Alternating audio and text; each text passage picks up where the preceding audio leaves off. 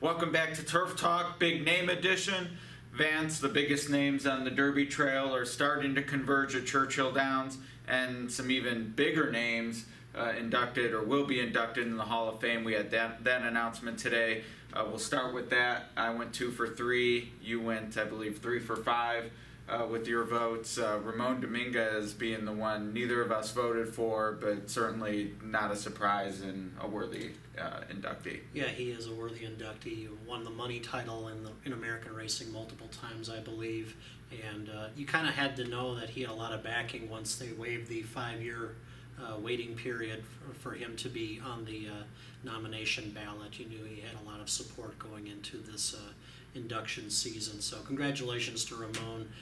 Like I said, a worthy induction. I just didn't vote for him this time. Probably would have down the road. Yeah, absolutely. No qualms with him getting in. Just for reasons we discussed, strategic or just how we felt about who we were voting for. He didn't make our cut, but certainly no qualms. The one thing I'll say, since we didn't really get to discuss him too much, to me, here was someone who dominated day in and day out racing, which I appreciate. But I mean, he stuck around that intermediate Aqueduct. Here's someone who absolutely could have ridden at Gulfstream or traveled the Winter Stakes circuit. He stuck it out in the Big Apple for the big purses, but also did very well when racing went to Belmont and Saratoga. Yeah, there's a guy who just maintained his riding skills throughout the season in New York, whether it was winter or summer. And of course, he started his career in Maryland, which was a hot breeding ground for a lot of Hall of Fame riders of the past, including Chris McCarron, Kent DeSarmo, and Edgar Prado, among many others. So he's just one of those that have just elevated their game after Maryland and performed it on the big stage across the country. Yeah, and I'm hoping we're talking about Turfway in a similar vein down the road with Rafael Bejarano and Julian Leparoux, two jockeys who really got going there once they moved or came to America from their homeland, so to speak. The other three, you voted for Steve Asmussen, who was sort of in the Ramon Domingez camp for me. He was getting my vote eventually. He won't need it. He's in. You were already on board. And as if he weren't the talk of the town already with all his Oaks and Derby starters, now he has a Hall of Fame induction to chat about. Yeah, and it could be a great couple of weeks coming up for him. He's got Gunrunner and Creator in the Kentucky Derby. He's got 5 Oaks candidates, including Terra Promissa and Taxable, ran 1-2 in the Fantasy. It could just cap off a spectacular few weeks for Asmussen next weekend at Churchill. Yeah, no doubt, and I'm very eager to see what he does with his hair over the next week or so, as well as for the induction. And it's almost as if they're getting short shrift, sort of, because it was a foregone conclusion they were going in. They've obviously been written about plenty throughout their racing careers and as broodmares now.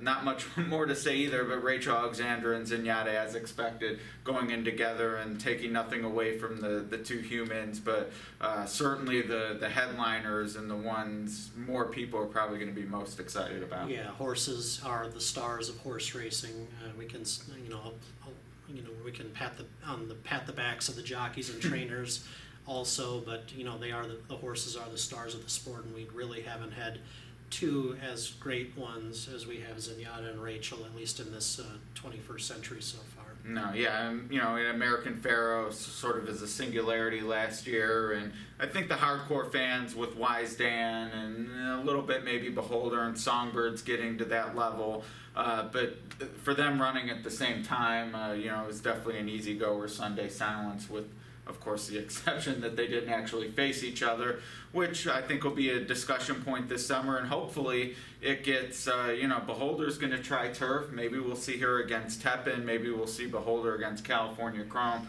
Hopefully some of these stars that are active now will actually get to see them on the track, unlike Rachel Alexandra and Zenyatta.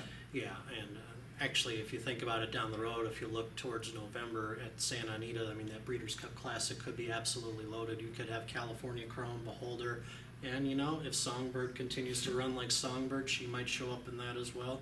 Could be a classic for the ages. Yeah, absolutely. It's something we typically say a lot this time of year. Sometimes it works out. Blame Zenyatta certainly lived up to the hype when they threw down, so we'll see what happens. But really now we've gotten through the Hall of Fame. There won't be anything more until they're actually inducted. So we're down to inside 2 weeks now to the Derby. Any thoughts on what you're going to be looking for over the next few days? I'm still kind of parsing the past performances, really, just to kind of see which horses I'm leaning towards. I mean, I'm kind of going through the list right now and kind of emphasizing their negatives, and it's like, which negative can I handle more than another horse's negative right now? And the race is so wide open, in my opinion. That's kind of the approach I'm going to be taking over the next 10 days or so before I make a final selection.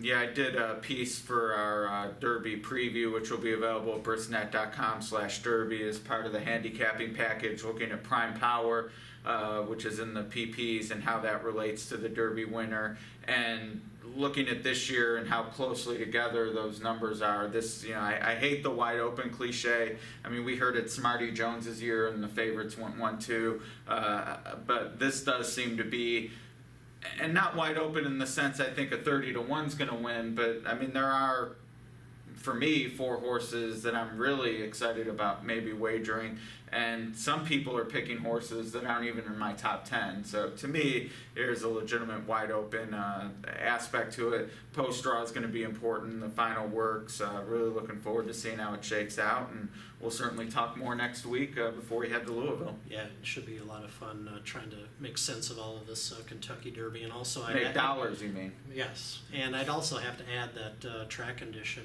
I think you posted over social media over the weekend that rain is in the long-range forecast for Derby weekend, so that could throw a big mess into everything.